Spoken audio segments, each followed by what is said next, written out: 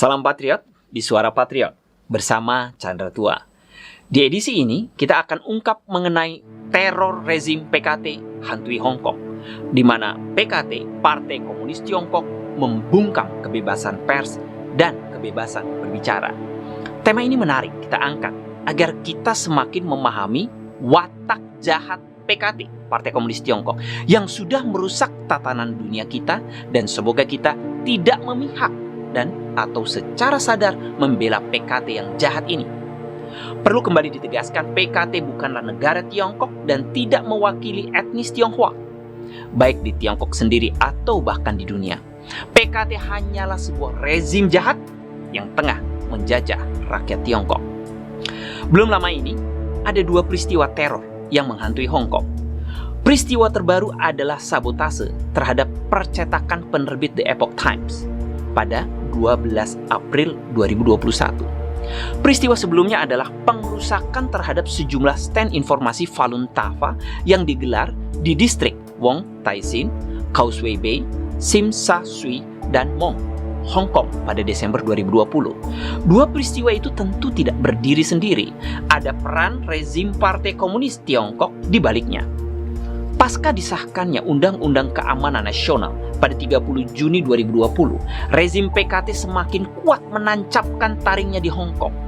Legitimasi hukum hasil rekayasa ini membuatnya bisa dengan leluasa membatasi kebebasan berekspresi dan kebebasan pers dengan membungkam para aktivis pro-demokrasi dan media independen seperti The Epoch Times. Tak heran jika rezim PKT mulai represif dalam menindak rakyat Hong Kong yang dianggap tak patuhi aturan dari Beijing, juga media yang mengkritik kebijakan rezim PKT. Apa yang terjadi pada dua peristiwa tersebut justru semakin mengungkap sifat asli dari kejahatan rezim PKT yang dikenal pandai berbohong menutupi kebusukannya. Dalam peristiwa pengrusakan stand informasi Falun Tafa, korbannya adalah praktisi Falun Gong, Falun Tafa, yang dengan gigih mencoba mengklarifikasi fakta yang sebenarnya.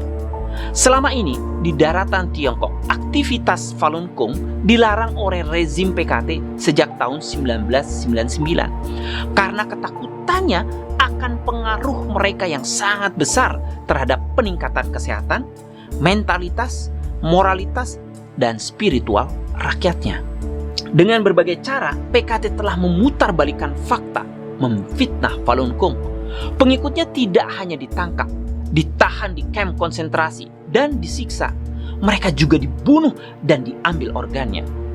Sejumlah penyelidikan lembaga independen atas penganiayaan itu menunjukkan bukti-bukti yang kuat adanya tindakan genosida terhadap praktisi Falun Gong yang dilakukan oleh rezim PKT di Tiongkok. Fakta yang sebenarnya itulah yang sedang diungkap praktisi Falun Gong di Hong Kong lewat stand informasinya yang digelar di sejumlah titik keramaian. Sudah pasti rezim PKT sangat ketakutan kebohongan dan kejahatannya selama ini terhadap Falun Gong di negaranya terungkap ke publik. Hal itulah yang membuat PKT berusaha menggunakan tangan preman untuk mengacau dan merusak aktivitas klarifikasi fakta yang dilakukan oleh praksi Falun Gong di Hong Kong. Peristiwa pengrusakan tersebut telah dikecam sejumlah kalangan. Liang Chen, Presiden Himpunan Falun Tafa Hong Kong, mengecam tindakan preman PKT dan meminta polisi Hong Kong dan masyarakat untuk menjaga kebebasan berbicara. Penulis dan komentator Bruce Lam Hong Ching mengatakan semakin banyak rezim PKT menyabotase usaha mereka dalam mengungkap kebenaran Falun Tafa, semakin besar perhatian publik tertuju pada latihan kultivasi ini. Menurut Kwok Chuk Kin Sang, Raja Judicial Review, stand Falun Tafa memiliki hak hukum untuk berada di jalan sesuai dengan pasal 26 Undang-Undang Dasar Hong Kong, tetapi PKT tidak menginginkannya. Kwok memuji sikap praktisi Tafa yang telah menunjukkan semangat mengagumkan dan menegakkan kebebasan berkeyakinan, meskipun mereka ditindas selama bertahun-tahun. Sekarang kita lihat kasus penyerangan terhadap percetakan penerbit Epoch Times edisi Hong Kong pada dini hari tanggal 12 April 2021 lalu. Tiba-tiba 4 pria yang mengenakan masker, 2 diantaranya membawa palu godam, menerobos ke lokasi percetakan dan menghancurkan mesin dan beberapa komputer selama kurang lebih 2 menit sebelum membawa pergi sebuah komputer. Tidak ada staf yang terluka selama insiden tersebut. Namun kerusakan mesin percetakan yang parah menyebabkan penerbitan The Epoch Times edisi Hong Kong terganggu dan tertunda. Sebenarnya, percetakan The Epoch Times telah beberapa kali menjadi sasaran pengerusakan oleh para preman yang disewa oleh rezim PKT sejak 15 tahun didirikan penerbitan itu. Peristiwa serupa pernah terjadi pada bulan Mei 2013 dan 19 November 2019. Pertanyaannya, mengapa rezim PKT begitu takut pada Epoch Times sehingga merasa perlu menerornya? The Epoch Times edisi Hong Kong adalah bagian dari grup media Epoch Times yang berbasis di Amerika Serikat yang memiliki jaringan berita di seluruh dunia termasuk Indonesia. Independensi media ini memungkinkannya untuk melaporkan berita secara luas dan beragam, khususnya yang berkaitan dengan isu Tiongkok yang tanpa sensor. Selama ini kehadirannya sebagai media alternatif, khususnya tentang Tiongkok, mampu membuka cakrawala dan menembus tembok penghalang informasi aktual tentang Tiongkok di tengah sentralisme propaganda yang dikendalikan oleh rezim PKT, Partai Komunis Tiongkok. Pasokan pemberitaan The Epoch Times edisi Hong Kong yang sangat objektif tentang situasi Tiongkok dan ambisi PKT dianggap akan membuka aib rezim komunis Tiongkok di dunia internasional, sehingga ia selalu berusaha untuk menghancurkannya. Saya pribadi salut pada pengelola Epoch Times yang tetap tegar menghadapi teror. Juru bicara Epoch Times Hong Kong, Miss Wu Shuer, memastikan pihaknya tidak gentar dengan kekerasan yang dilakukan oleh preman suruhan rejim PKT. Perusahaan penerbitan itu sedang berupaya untuk memperbaiki peralatan mesin cetak yang rusak dan akan terus melaporkan kebenaran kepada publik. Wu Shuer mengutuk rezim PKT yang menyewa para penjahat untuk melakukan kekerasan dan pengerusakan percetakannya.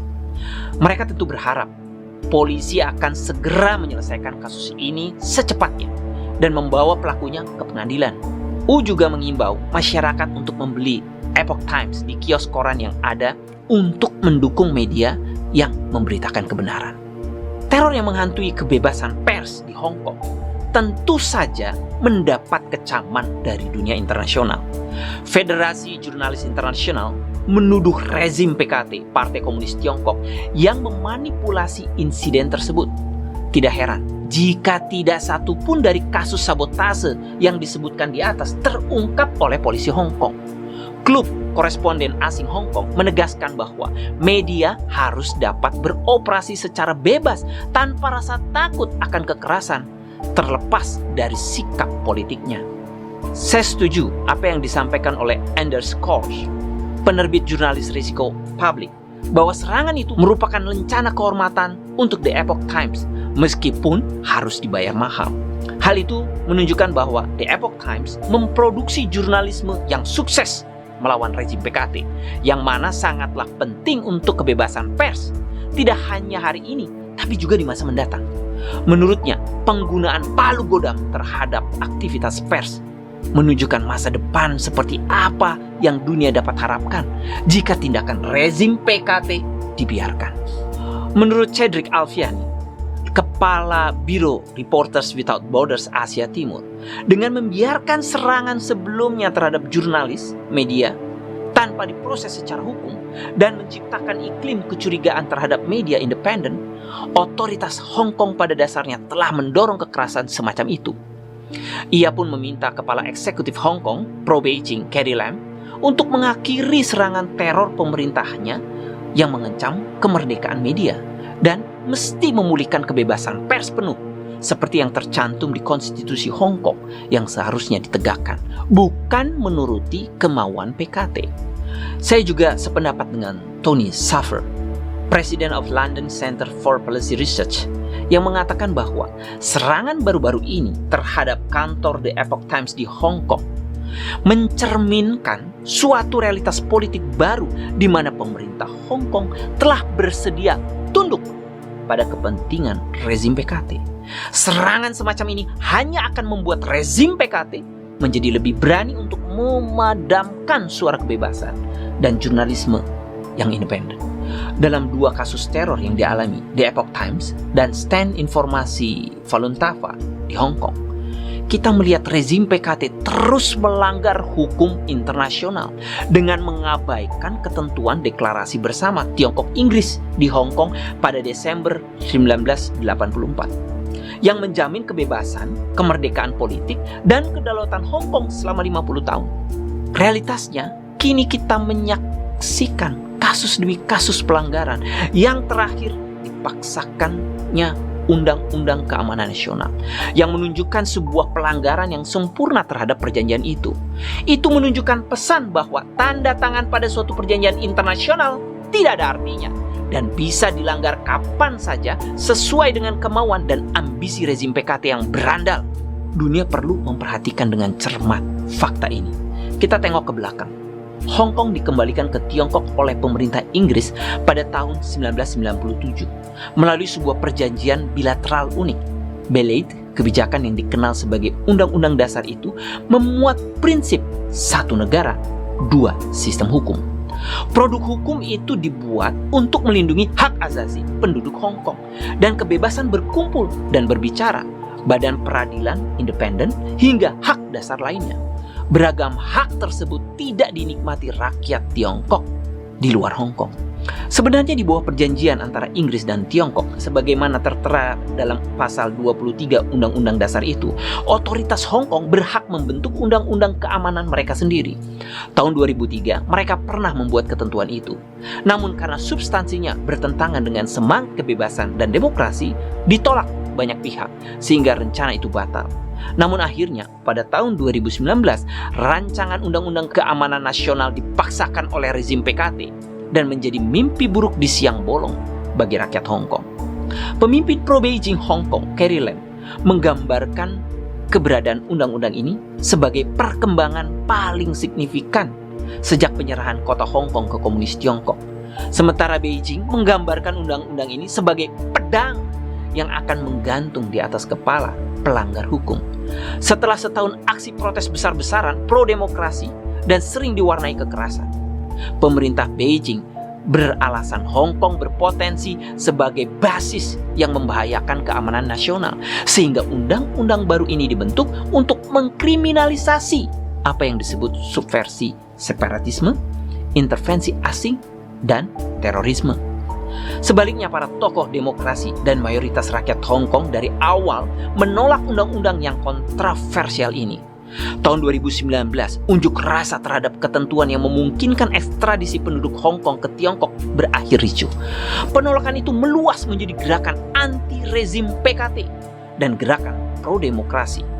Waktu itu, pakar isu Tiongkok, Willy Lam, memprediksi undang-undang itu akan menjatuhkan hukuman untuk rakyat Hong Kong yang mengkritik rezim PKT.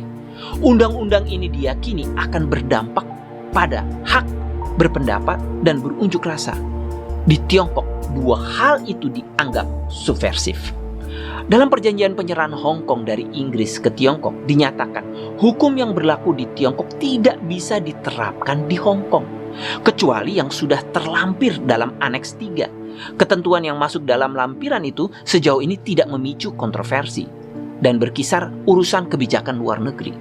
Namun ketentuan hukum dalam undang-undang itu dianggap menabrak prinsip dua sistem satu negara yang sangat penting dalam pemerintahan Hong Kong.